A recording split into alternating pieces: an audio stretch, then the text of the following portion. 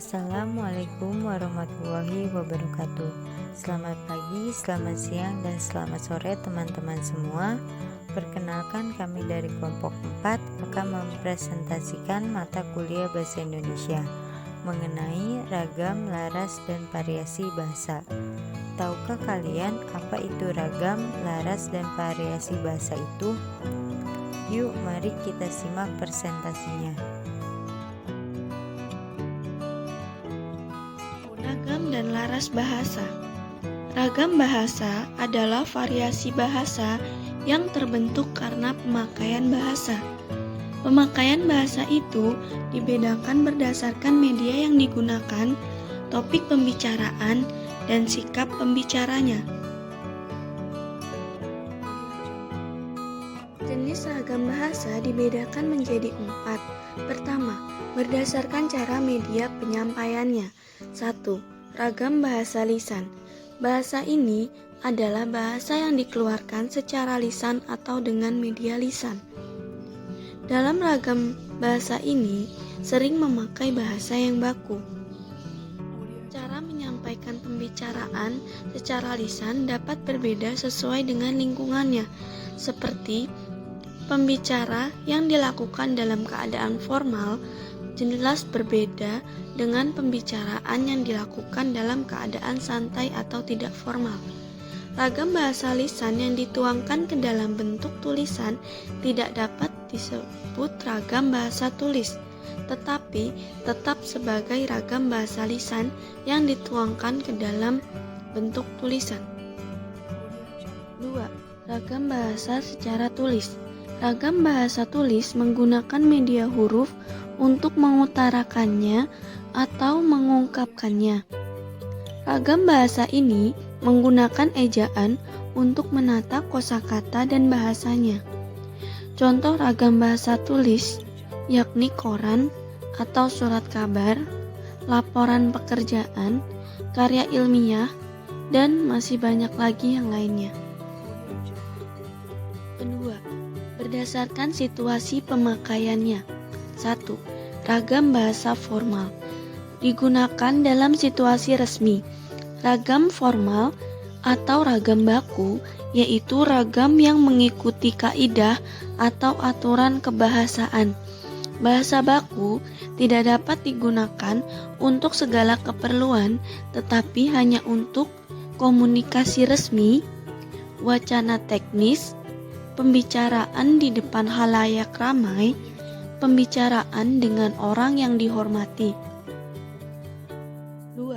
Ragam semi-formal memiliki keunikan tersendiri karena berciri mengikuti kaidah dan aturan yang tetap, tetapi hanya tidak secara konsisten dilakukan pada saat tujuan tertentu.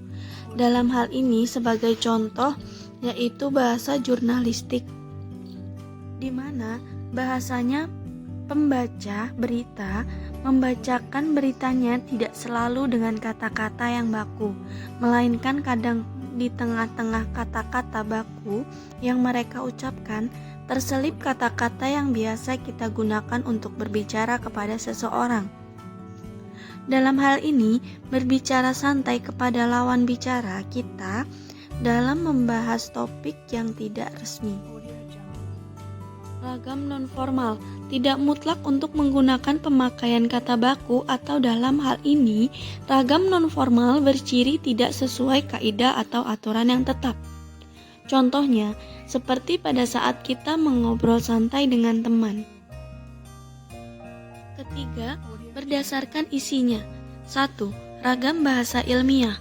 Ragam bahasa ilmiah adalah ragam bahasa yang mengandung unsur-unsur fakta dan nyata bukti keberadaannya. Ciri-ciri karangan ilmiah. 1. Bersifat sistematis. 2. Bersifat objektif. 3. Cermat, tepat, dan benar. 4. Tidak persuasif. 5. Tidak argumentatif. Contoh ragam bahasa ilmiah yaitu karya tulis ilmiah. Karya tulis ilmiah adalah tulisan yang berisi hasil penelitian yang sudah diteliti oleh peneliti dengan menggunakan bahasa tulis yang formal dengan sistematis dan menyajikan fakta umum. 2. Ragam bahasa semi ilmiah. Ragam bahasa semi ilmiah adalah ragam bahasa yang mengandung fakta dan fikti dalam suatu tulisan. Untuk penulisannya tidak menggunakan metode ilmiah yang berupa sintetis, analisis, karena sering memasukkan karangan non-ilmiah. Ciri-ciri ragam bahasa semi ilmiah. 1. Bercampur dengan kode, yaitu adanya percampuran bahasa formal, daerah, asing, dan populer. 2. Menggunakan gaya bahasa hiperbola atau berlebihan. 3. Berada di antara kedua jenis ragam bahasa, yaitu ilmiah dan non-ilmiah. Contoh ragam bahasa semi-ilmiah berupa karya tulis semi-ilmiah. 1. Surat kabar. 2. Majalah. 3. Ragam bahasa non-ilmiah. Ragam bahasa non-ilmiah adalah ragam bahasa yang tidak mengandung unsur fakta umum karena ditulis berdasarkan kejadian atau peristiwa pribadi. Umumnya bersifat subjektif dan gaya penulisannya abstrak. Ciri-ciri ragam bahasa non-ilmiah. 1. Bersifat persuasif. 2. Ditulis berdasarkan fakta pribadi. 3. Fakta yang disimpulkan subjektif. 4. Bersifat imajinatif. 5. Gaya bahasa konotatif dan populer. Contoh ragam bahasa non-ilmiah berupa karya tulis yang menggunakan non-ilmiah, yaitu 1. Komik, 2. Dongeng, puisi, cerpen, dan novel. Terakhir yaitu yang keempat, ragam bahasa berdasarkan pesan komunikasi. 1. Ragam bahasa baku. Ragam bahasa baku adalah ragam yang dilembagakan dan diakui oleh sebagian besar masyarakat pemakainya. 2. Ragam bahasa sastra. Ragam ini mengutamakan unsur-unsur keindahan semi, gaya pengungkapan simbolik dengan memadukan unsur intrinsik dan ekstrinsik, contoh roman, novel, dan lain-lain.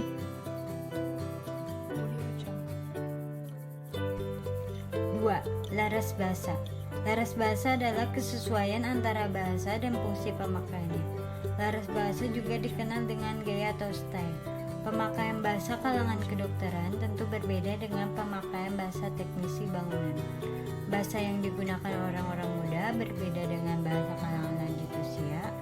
Bahasa militer berbeda dengan bahasa bangsawan. Begitu pula bahasa para guru atau dosen berbeda dengan bahasa sekumpulan supir bis. Pembahasan tentang laras bahasa tidak terlepas dari dua konsep, yaitu pengguna, penutur, atau penulis.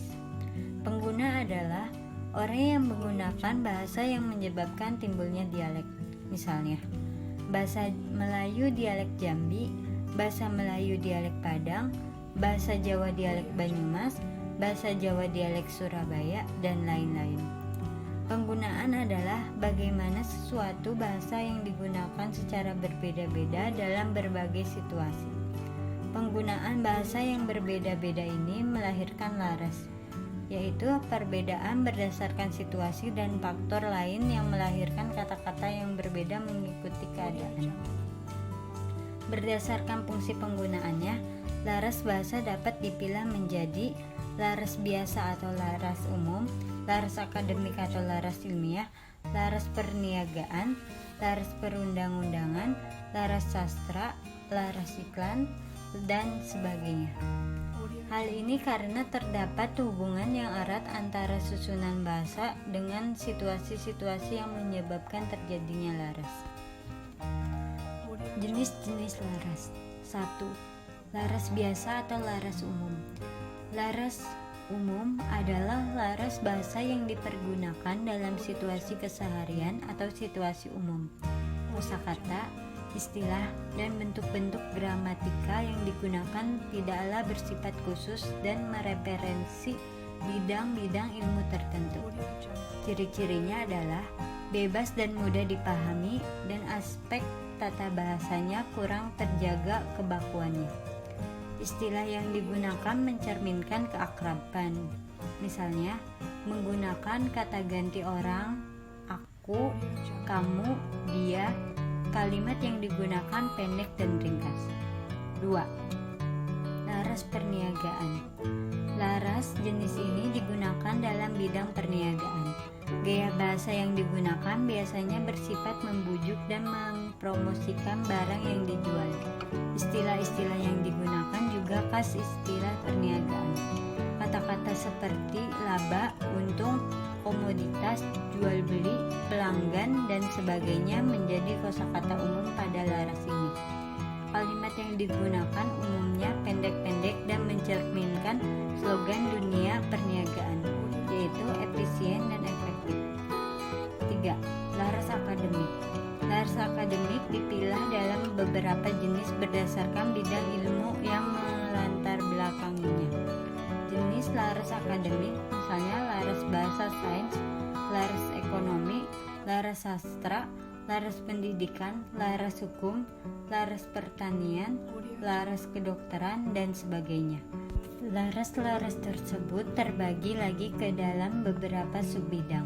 Misalnya pada laras sains terdapat laras kimia, biologi, dan lain-lain. 4. Laras undang-undang. Laras undang-undang merupakan salah satu dari laras ilmiah. Kosakata dan istilah yang digunakan pada laras ini sangat khas. Kalimat dan ungkapan yang dipakai juga berbeda dengan laras bahasa lainnya. Laras undang-undang yang digunakan di Indonesia masih banyak yang mengadopsi bahasa Belanda karena undang-undang di negara kita merupakan peninggalan penjajahan Belanda. 5. Laras media massa. Bahasa yang digunakan dalam media massa, misalnya televisi, koran, dan radio, berbeda dengan bahasa umum.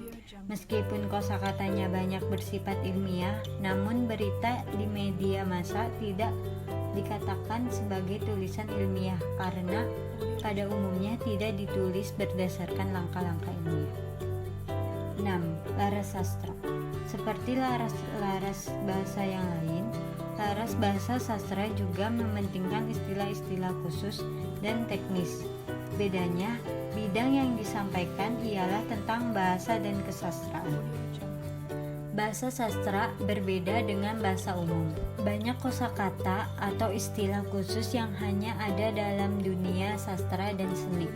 Di samping itu, dalam beberapa hal struktur bahasa sastra tidak lazim digunakan pada bahasa umum.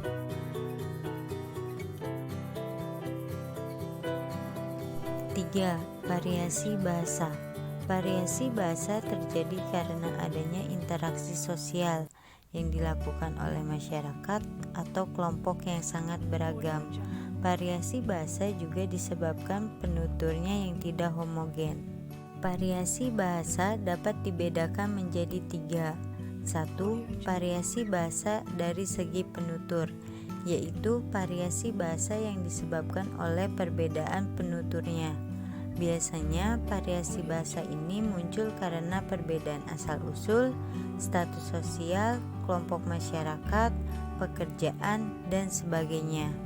Bahasa Indonesia yang dipakai oleh Pak Rudi, seorang dokter yang berasal dari Kawanua, berbeda dengan bahasa Indonesia Pak Ruslan, seorang dokter dari Batak. Variasi bahasa yang demikian muncul karena perbedaan penuturnya.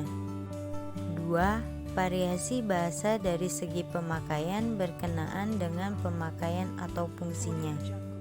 Variasi bahasa ini disebut juga fungsiolek atau register, yaitu variasi bahasa yang menyangkut keperluan atau bidang apa yang dibicarakan. Misalnya, variasi bahasa pada bidang jurnalistik, militer, pertanian, perdagangan, pendidikan, dan sebagainya. Variasi bahasa dari segi pemakaian ini yang paling tampak cirinya adalah dalam hal kosakata. Setiap bidang biasanya mempunyai kosakata khusus yang tidak digunakan dalam bidang lain. 3. Variasi bahasa dari segi keformalan. Variasi bahasa dari segi keformalan dibagi menjadi beberapa jenis. Di antaranya, 1. Variasi baku. adalah variasi bahasa yang paling formal yang digunakan pada situasi hikmat, seperti upacara agama, kenegaraan, dan khutbah. Variasi bahasa baku ini pada umumnya tidak berubah dalam jangka waktu lama karena dipedomani oleh jenis situasinya. Pada acara khutbah misalnya, bahasa yang digunakan khotib telah diatur sedemikian rupa oleh ketentuan khutbah. 2. Variasi bahasa resmi atau formal memiliki beberapa ciri antara lain kemantapan tata bahasa, penggunaan kosakata yang resmi dan lengkap, serta tidak disingkat-singkat, dan kalimat-kalimatnya terpilih dan memiliki makna yang jelas atau tidak ambigu. 3. Variasi bahasa santai atau kasual. Ragam resmi merupakan kebalikan dari ragam santai yang dicirikan dengan penggunaan bahasa yang tidak mantap kaidahnya. 4. Variasi bahasa akrab. Kata yang digunakan menyiratkan makna keakraban. Kalimat-kalimat yang dipilih tidak harus bermakna lengkap. 5. Variasi bahasa usaha atau konsultatif. Lazim digunakan dalam dunia perdagangan, periklanan, dan media massa. Pada variasi ini, ciri keformalan tetap ada meskipun tidak kaku. Istilah-istilah yang digunakan juga khas dunia usaha. Yang terpenting pada variasi ini adalah adanya keefektivitas dan efisiensi dalam penggunaan kosakata dan kalimat, dan mementingkan pesan atau makna. 6. Variasi berdasarkan sarana komunikasi yang digunakan, misalnya telepon, SMS, telegram, radio, televisi, dan sebagainya. Sekian dari kelompok kami. Mohon maaf apabila ada kesalahan dalam penyebutan kata dan juga dalam penyampaiannya. Semoga apa yang kami sampaikan dapat bermanfaat bagi kita semua. Dan tidak lupa kami ucapkan terima kasih atas perhatiannya kepada teman-teman semua. Wassalamualaikum warahmatullahi wabarakatuh.